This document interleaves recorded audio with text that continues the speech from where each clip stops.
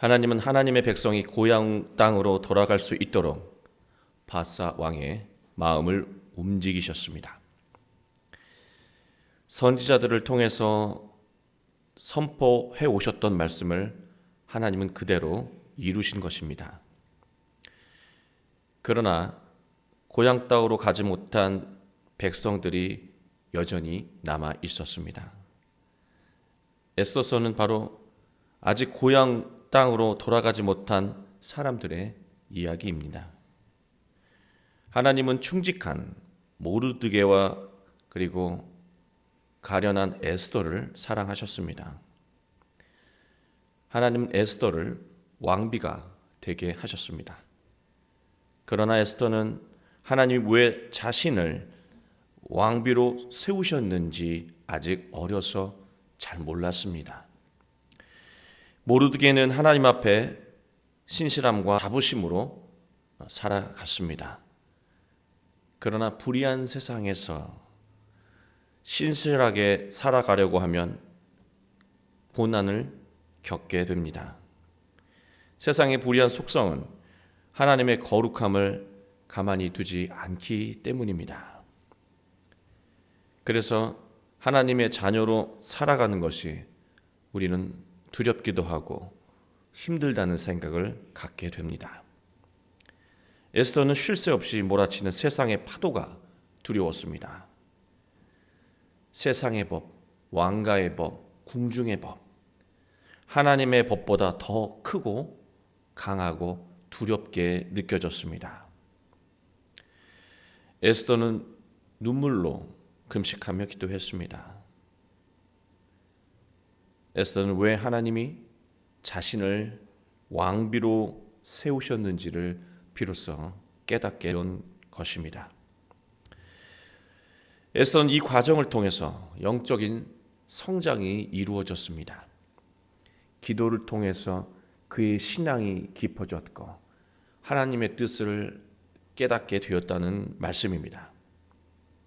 하나님의 계획과 자신을 향한 하나님의 귀하고 복된 뜻을 알게 되자 에스더는 담대해졌습니다. 그리고 그 담대함에서 나오는 그의 말들은 왕의 판단을 이끌어냈습니다. 하나님은 인간의 불의가 극에 달할 때마다 막아주셨습니다. 늘 하나님은 우연이라고 하는 그 일들을 연이어 주시면서 우리가 위기에 처할 때마다 도와주시고 막아주셨습니다. 우연히 한 번이 되고 우연히 두 번이 되는 것, 그것은 하나님이 계획하신 필연이고 하나님이 준비하신 기적이었던 것입니다. 하나님은 에스더를 통해서 하나님의 백성을 구원하셨습니다. 에스더의 이 주제는 분명합니다. 하나님은 하나님의 백성을 반드시 구원하신다는 것입니다. 하나님은 계획이 있으십니다. 그리고 하나님은 치밀하시고 완전하시다는 것입니다. 슬픔이 변하여 기쁨이 되었다. 그게 이 불임절의 핵심 의미 아닙니까? 슬픔이 변하여 기쁨이 되었다. 저는 이 마지막 제목을 슬픔이 변하여 기쁨이 되고라고 잡았는데요.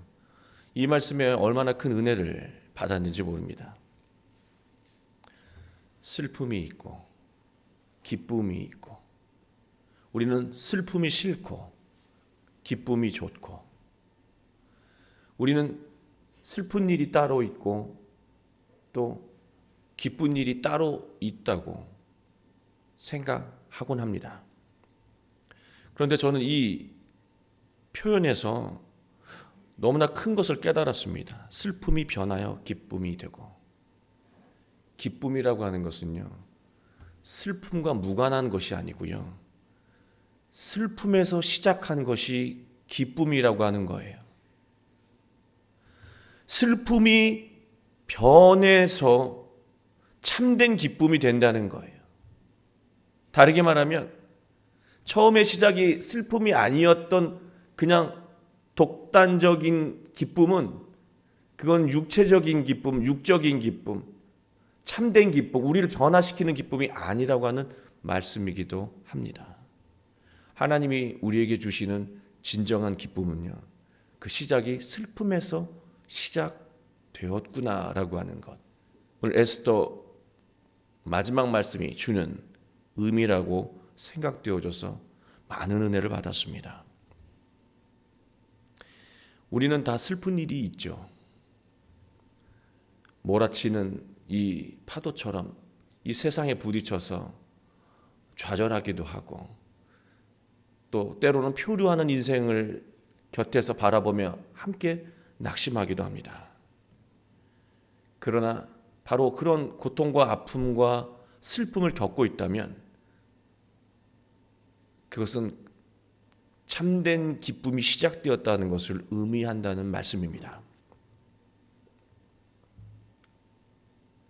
슬픈 일이 하나님의 은혜 안으로 들어가면, 슬픈 일이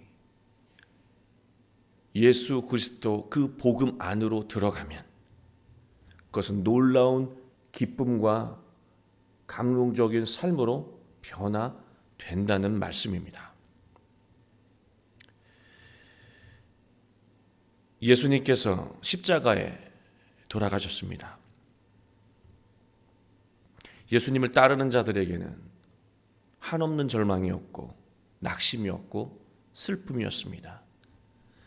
비록 모든 제자들이 주님을 부정하고 도망쳤지만 그들은 그들 마음속에 죄책감과 죄송함과 슬픔이 가득했습니다. 그들은 낙심했고 절망했습니다. 하나님은 예수님을 다시 일으켜 세우시고 그 죽음의 그늘에서 예수님을 다시 부활시키시고 제자들을 만나게 하셨습니다. 제자들의 삶 가운데로 다가가게 하셨습니다.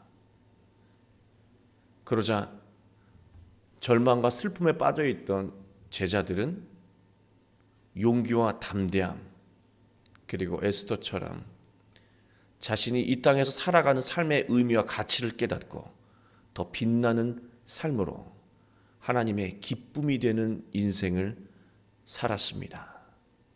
바로 우리가 그러한 인생을 살아야 하는 예수님의 제자들입니다. 우리도 슬픔이 있고 아픔이 있고 낙심이 있습니다. 그러나 예수님과 함께하면 그 슬픔이, 그 절망이 감동적인 삶으로, 은혜의 순간으로 변화되어진다는 것입니다. 에스더서는 이 불임절을 기억하라고 말하고 있습니다. 저는 이 신앙이 얼마나 성숙한 신앙인가라고 하는 생각을 지울 수가 없었습니다. 이 부르라고 하는 주사위 같은 거라고 그러잖아요. 그걸 던지면 거기서 나오는 그 숫자를 가지고 우리 가족들을 죽이려 했던 그 도구예요. 저는 끔찍해서 절대로 안 볼 것 같아요. 근데 그거를 꼭 보라고 하는 거예요. 왜 그랬을까요? 그 끔찍한 순간을, 그 고통과 절망의 순간을 왜 기억했을까요? 절망과 고통으로 끝나는 것이 아니고요. 하나님이 결부되면 하나님의 은혜가 더 진하게 기억되기 때문에 그런 것입니다. 고통과 아픔의 순간을 기억하는 것은 동시에 하나님의 은혜와 그 손길, 이런 철저하게 무너진 순간 속에서도 완전하신 하나님께서 다시 일으켜 세우시고 기쁨의 날로 변화시켰던 그 은혜를 더 깊게 기억하기 위해서였습니다. 우리는 인생을 살면서 어떤 위기와 어려움, 절망이 하나님의 은혜 가운데 기쁨으로 변화되는 것을 경험하기도 하지만 또 어느 순간 다시 몰아치는 세상의 파도에 부딪히게 되면 언제 그랬냐는 것처럼 다시 우리는 슬픔에 빠져들 수 있습니다. 그때 다시 기억하라고 하는 거예요. 그 슬펐던 순간, 그러나 하나님의 완전하신 계획 속에서 구원의 순간으로 옮겨졌던 그 일들을 기억하라고 하는 말씀입니다. 저는 이 말씀 22절 말씀을 보면서 이 마지막 구문이 무엇입니까? 가난한 자를 구제하라 라고 되어 있습니다. 잔치도 벌리고 기쁨을 나누면서 마지막에 가난한 자를 구제하라. 여러분, 하나님의 은혜를 기억하는 것은요, 하나님이 어느 날 언제 그렇게 하셨지, 그것이기도 해요. 그러나 하나님의 은혜를 더 분명하게 기억하는 것은요, 내가 받은 은혜가 필요한 사람에게 나누는 겁니다. 그게 하나님의 은혜를 기억하는 거예요. 나를 위해 돌아가신 예수 그리스도의 그 희생과 사랑을 내가 오늘 사랑이 필요한 자에게 나를 내어주고 내가 헌신하고 내 소중한 것을 함께함으로 사랑하는 것, 그게 예수님이 나에게 주신 그 구원의 은혜를 기억하는 삶이 될 것입니다.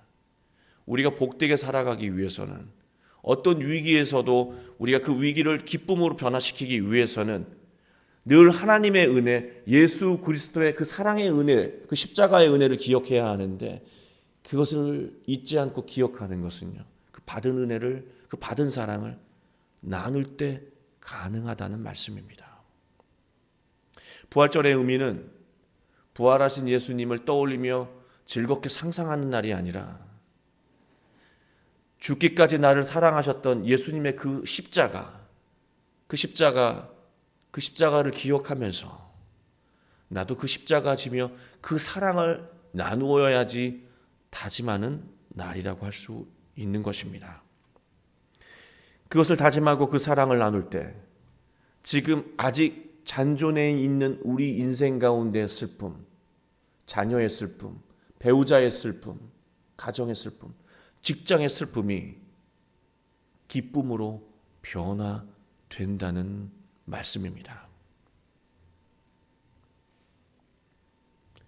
여러분, 에스더라고 하는 그 이름의 뜻이 무엇인지 아십니까?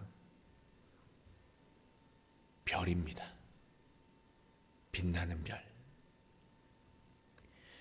칠흑같이 어두운 밤을 지내고 있는 자들에게 위로가 되고 희망이 되는 별.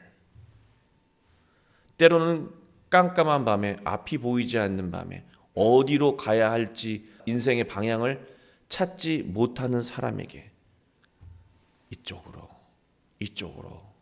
구원의 길로 나아가라고 그 방향을 제시해 주는 별.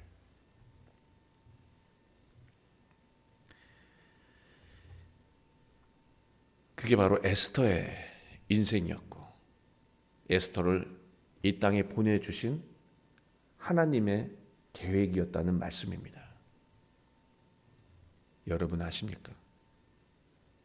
여러분이 바로 이 칠흑 같은 어둠 속에 이 땅에 보내신 하나님의 별이라는 것을요, 여러분은 바로 여러분의 가정을 이끌어가는 빛나는 별이고, 정체되어 있는 교회가 새로운 도전과 꿈을 향해 나아가게 만드는 그런 안내자가 되는 하나님이 보내신 별이라는 것을 여러분 기억하시기 바랍니다. 내가 그런 인생이었구나. 에스더는 처음부터 깨닫지 못했어요. 그러나 그는 기도했고, 그 고난 속에서 내가 하나님께서 무엇을 위해 이 땅에 보낸 존재인지 그 기도를 통해서 그는 깨달았습니다.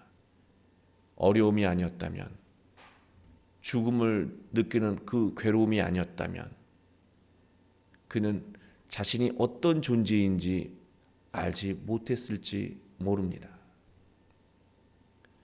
여러분의 어려움이 있다면 하나님이 이 땅에 여러분을 왜 보내신지를 더 깊게 깨닫고 감동적인 인생을 살아가시는 복된 여러분의 삶, 그리고 복된 가정, 자녀, 배우자들이 다 되시길 주 예수 그리스도의 이름으로 축원합니다.